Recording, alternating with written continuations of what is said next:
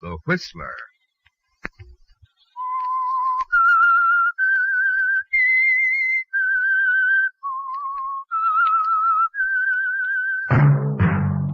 Sit back and enjoy another strange story by The Whistler.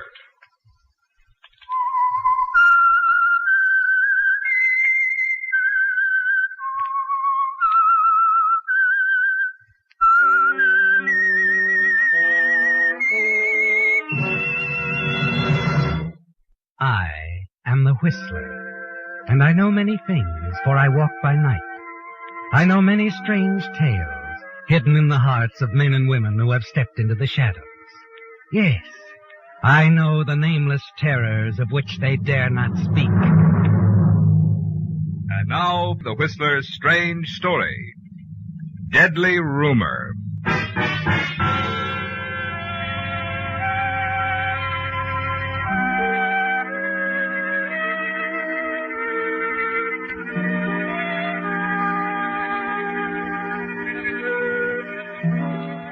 It was quiet in the Holbrook home. Upstairs, a doctor and nurse stood near the foot of the bed. The nurse who had attended Frances Holbrook for many months. She appeared stunned and confused at the doctor's verdict. I just can't believe it, Doctor. That she could take her own life after we've worked so. Struggled to bring her back to health. Mrs. Holbrook was more than an invalid, Lillian. She was tired. I can believe it. Mr. Holbrook, he'll be terribly shocked. I think it will be easier if you tell him, Lillian. It will be gentler that way. I'll go downstairs. Call his office. I'll wait. Tell him to come at once.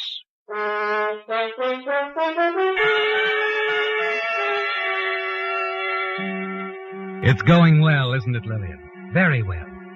And there's even a certain pleasure that you're the one to call Ralph Holbrook. Explain. You almost wish you could tell him more. Especially as you sense the relief he displays instead of outright shock or grief. Yes. You know that Ralph is actually glad that his wife Frances is dead. But he manages to put on a good act in front of the doctor when he arrives home. Frances. Poor Frances. No, she suffered for a long time, Mr. Holbrook. It isn't as if she were in perfect health. And you gave her a great deal of happiness, Mr. Holbrook. Thank you, Lillian. You'll excuse me now. I've got to fill out my report. Suicide. You've got to put that down? Mm-hmm. Overdose of sleeping tablets. You see here? Very few left. That's what she did, all right. Strange. The way she hung on all those months. Wouldn't think she'd do a thing like that. Don't you agree, Lillian? Oh, I do. I was telling the doctor the same thing. But it seems obvious. Yes. Yes, it does. Doesn't it?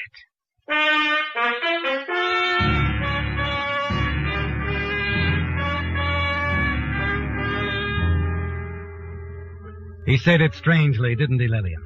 And in the days that follow, you wonder about Ralph. How much he suspects. You're certain that he'd be aware of the reason you killed her. You're sure of how he feels about you. Certain that he's aware of your own feelings toward him. But you felt all along that he would do nothing about it as long as Frances lived. You wonder how long it'll be before Ralph comes to you and asks you to marry. And then on the day after the funeral, you overhear him talking on the telephone. Yes, darling. I'll meet you tonight. We can plan everything. Huh? Nancy, you know how much I love you. I don't want to put it off. I don't care what anybody thinks. You listen, completely stunned at Ralph's words of endearment to someone else. Nancy, a girl you remember who called him once before. Yes, you remember how he hung up quickly when he saw that you were nearby. It's beginning to fit together, isn't it, Lillian? A clever calculation on Ralph's part which added up correctly. 1, he tricked you into believing he cared for you. 2, you fell in love with him. 3, and most important of all, because you thought he loved you. You put his wife out of the way to clear the path for him. Literally set him free for someone else. You continue to listen. Yes, I know. You've been wonderful, sweetheart. Sweetheart, I'll show him. He won't make a fool of me. Goodbye, darling. See you tonight. Wait. Oh, Lillian. Been standing there long? Oh, no, not very. I was just looking for you, Mr. Holbrook. Oh? Well, that's a coincidence. I was going to look for you in just a few minutes. But now that you're here... Then you do have something to say to me, at last. Yes, I do. I really haven't had the chance to say it before. I wanted to thank you, Lillian. You've been especially kind, considerate to Francis, and very helpful to me. Have I, Ralph? Yes, Lillian, you have. I think you know how much I appreciate all you've done. I wonder if I do. I hope this check I've made out to you will help convince you. Let's see now. Oh, here it is. $500. I insist you accept it. After all, you were so much more than just Francis' nurse. I thought I was. I tried to be. So much more. You were splendid, really. Now, I imagine you'll be leaving some new job. Is that what you want me to do now? Leave? Why, what else, Lillian? I don't need... You don't need me anymore. I've served your purpose. My dear Lillian, I can't imagine what you're talking about. Can't you? I think you can. I didn't imagine it, you know. You did lead me on. You wanted me to think you were in love with me. Wanted me to think that if anything happened to Frances, we'd be together someday. You wanted me to... You wanted her to die. Perhaps I did, my dear. And she committed suicide. Didn't she? Yes. Of course. And now that you know I'm in love with someone else, I'm sure you don't want to hang around. Hang around? Of course, if you want a recommendation, I'll be glad to send it to you anytime. Just let me hear from you. Yes, Mr. Holbrook. You'll hear from me. You can plan on it. Soon.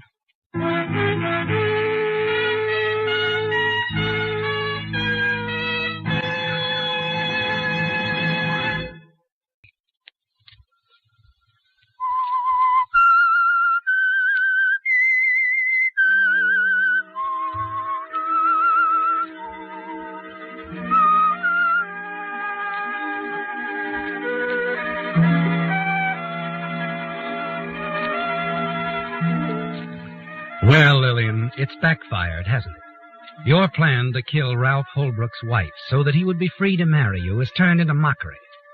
Now you know that Ralph was leading you on all the time, actually bringing you to the point of murder so that he could be free, but to marry someone else.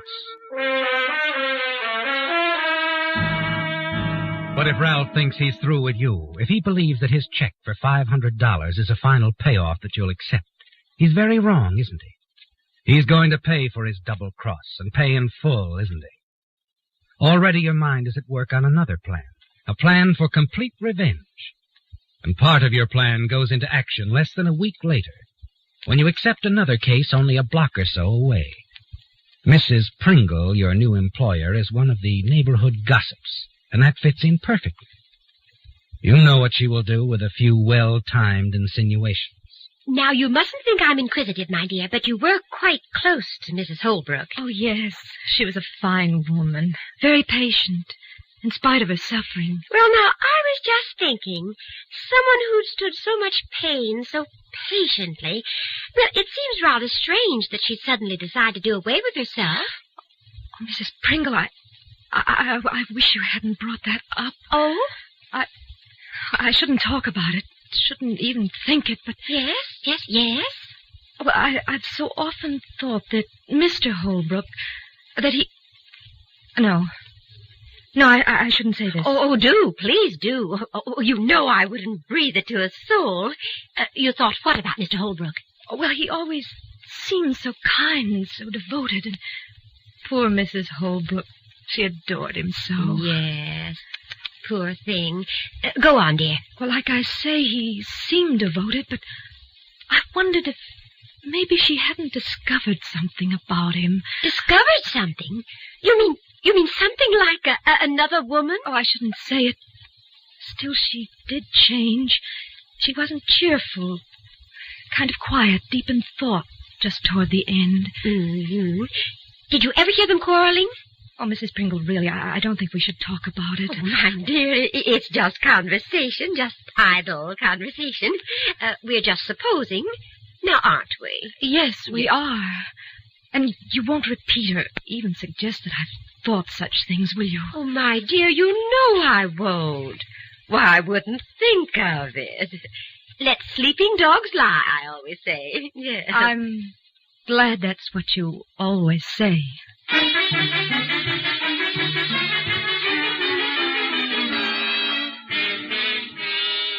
But the very next day, Lillian, you hear something that assures you that your plan is a good one. Over the back fence, two of Mrs. Pringle's neighbors are talking, unaware that you're around as they discuss a very choice bit of gossip. Now, you know, Madeline, Eunice Pringle wouldn't want this repeated.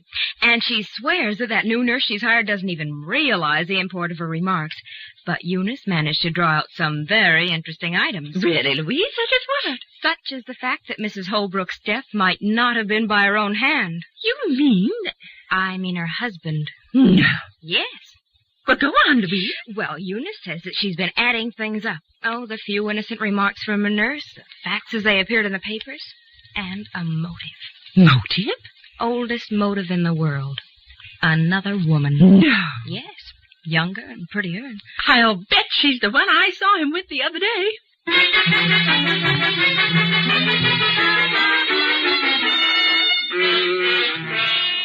It's all well underway now, isn't it, Lillian? And you're only waiting for Mrs. Pringle to take the final bold step, bring it out into the open. And then one afternoon, as you sit in the garden with Mrs. Pringle reading to her... Though the day of my destiny's over, and the star of my fate hath declined, thy soft heart refused to discover the faults which so many could find.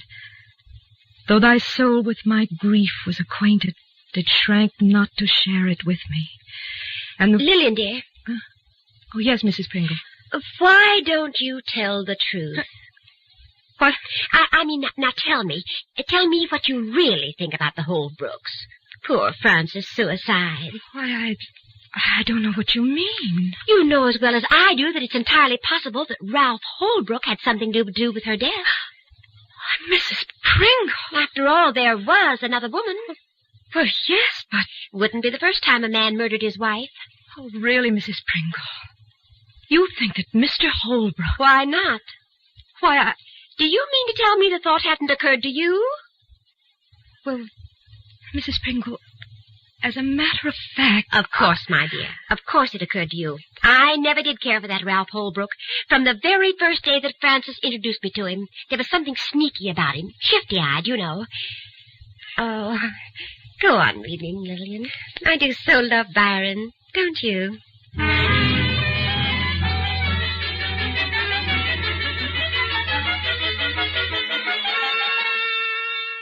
It's building, isn't it, Lillian? The case against Ralph Holbrook, and you're pleased. It's going exactly as you planned, thanks to Mrs. Pringle.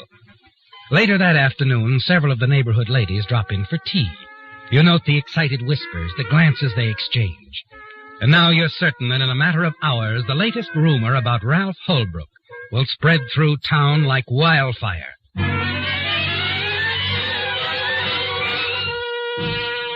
That evening at your small cottage, you stand at your kitchen window, chatting with your next-door neighbor, Mrs. Armstrong, standing outside.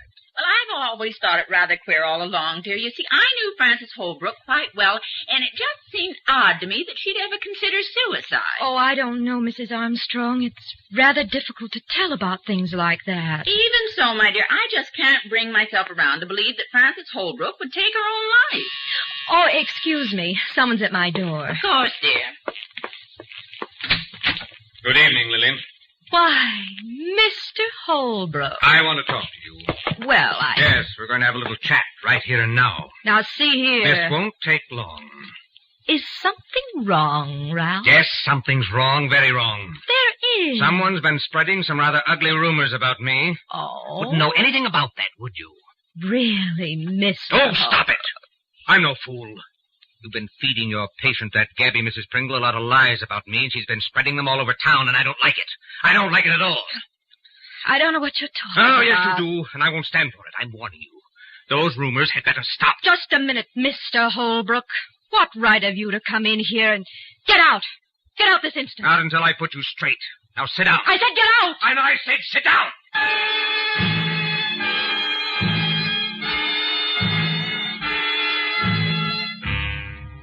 You're frightened, aren't you, Lillian, as Ralph grabs you by the shoulders and shoves you down into the chair. You've never seen him like this before. His face flushed with anger, his eyes blazing with hatred, his voice trembling, rising higher and higher. And then suddenly you remember the open kitchen window, Mrs. Armstrong in her yard next door listening. And then finally... Do you mind if I answer the door, Mr. Holbrook? Go ahead. I've had my say. I'm leaving. Hello, Lillian. Oh, good evening, Mr. Holbrook. Mrs. Armstrong, excuse me. Couldn't help overhearing him, my dear. I was worried, afraid he might harm you. That's why I came over. Oh, I'm so glad you did. I was frightened, so terribly frightened. I didn't know what he was going to do. Oh, poor dear. He accused me of spreading rumors. Said I'd told people he'd murdered Mrs. Holbrook. He threatened me. My dear, I think it's time you face something. I really believe it is. Face something? The rumors about his wife's supposed suicide, Lillian, heaven knows they're all over town. Be honest with yourself. What do you really think about them? Could they be true? True? Surely you can tell me, Lillian. You were there, caring for Francis Holbrook all those months. You must have noticed the way he acted, things he did. I suppose there were things I should have sensed. Yes. Now that I look back on it, there toward the last, I'm sure he didn't want her to live. He got so he insisted on giving her the sleeping pills himself every night. He insisted he give them to her? I thought it was just a kind, loving gesture, but... But now, my dear, since he's threatened you, surely... Yes, Mrs. Armstrong. Now I must think of myself. I couldn't believe it of him. But he did give her sleeping pills. And, well, there isn't anything else to think. Is there?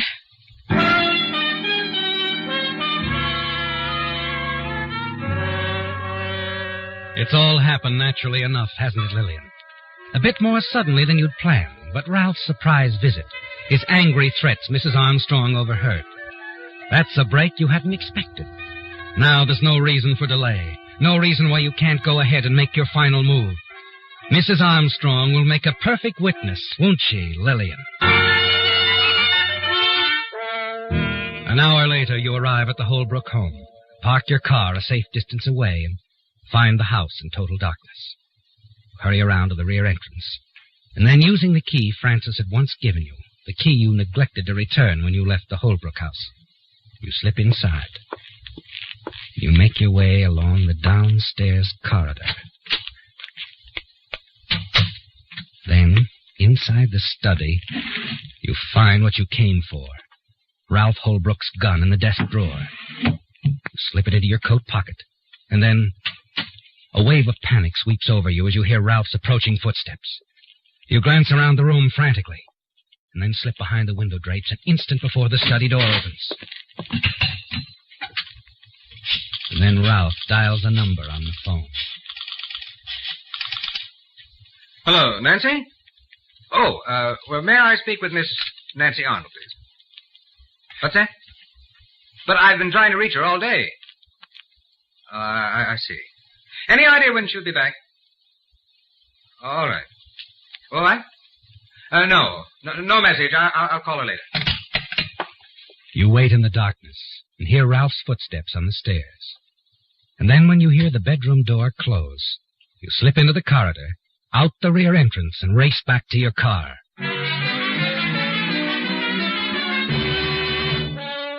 When you get to your own home, you step to the telephone and dial Ralph's number. As you wait for him to answer, you stare at the gun, his gun, lying on the table beside you. Hello? Mr. Holbrook? Yes? This is Lillian Parker, Ralph.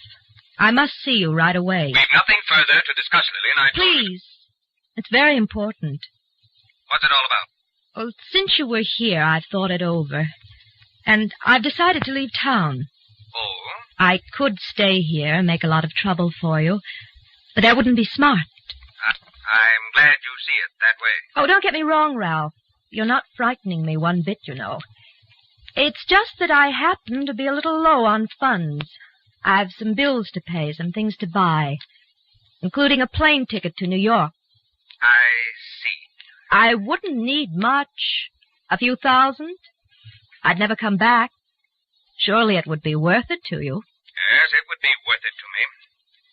I'll stop by the office and get the cash, and I'll be right over.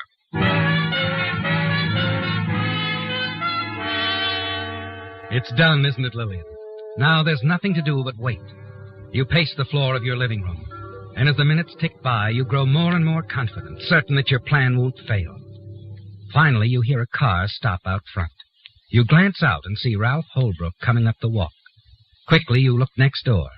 Mrs. Armstrong's lights are still on. Ralph's loaded gun is in your jacket pocket as you answer his knock on the door. Well, Lillian? Come in, Ralph. Come right in. I came as soon as I could. I hope you're ready for me. Believe me, Mr. Holbrook, I am ready for you.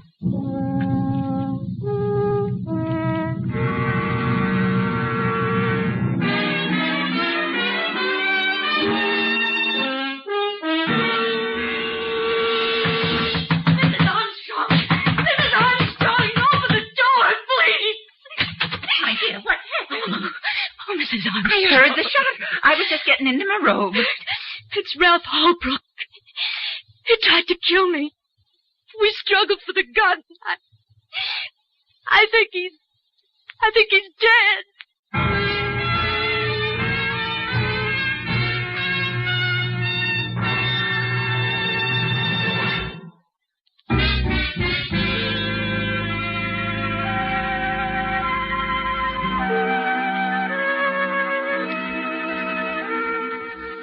It's over, isn't it, Lillian? Ralph Holbrook is dead, just as you planned. You killed him with his own gun in your home. And then racing across to Mrs. Armstrong's house next door, you sobbed out the story that he had tried to kill you. Minutes later, the police arrived. You saw them across the way moving around in your home. Now they're back in Mrs. Armstrong's living room. And you've told them your version of the tragedy. You say, Miss Parker, that he offered you money to leave town? Yes, that's right. Mm-hmm. We found over $3,000 in his pockets. Well, when I refused the money, he pulled out the gun. I grabbed for it. There was a struggle. And the gun went off. Yes. Miss Parker. Yes? There have been a lot of rumors circulating through the town about Holbrook and the death of his wife. Yes, I've heard some of the talk. And so have we, at headquarters. We've had some calls about it, none very conclusive. But early tonight we received one that moved us toward immediate action. I don't understand. A call saying Holbrook had threatened you, Miss Parker, because you said he'd killed his wife. That call came from your neighbor, Mrs. Armstrong. Mrs. Armstrong called you? Told you this? Yes. On the strength of her call, we assigned a man to keep an eye on Holbrook. Sergeant Dunn here got to Holbrook's house tonight just in time to follow him here. Here. That's right, Miss Parker. I was right behind Holbrook. I got to your living room window just after he entered. But then... I had my gun ready to protect you. But there was no struggle, Miss Parker. I saw you pull the gun, shoot Holbrook down in cold blood. I don't know why you killed him, Miss Parker. But I'll bet whoever started these rumors about Holbrook had no idea they'd turn out to be so deadly.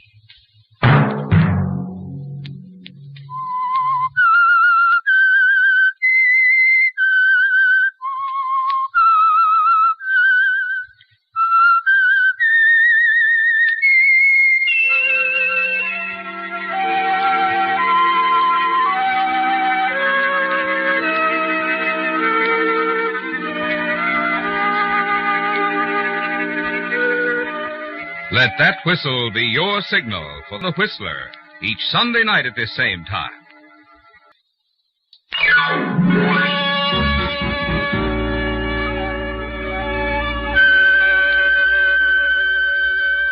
Featured in tonight's story were Bill Foreman, Gene Bates, and Ted Osborne. The Whistler was produced by George W. Allen and directed by Robert Hafter, with story by Joel Malone, music by Wilbur Hatch.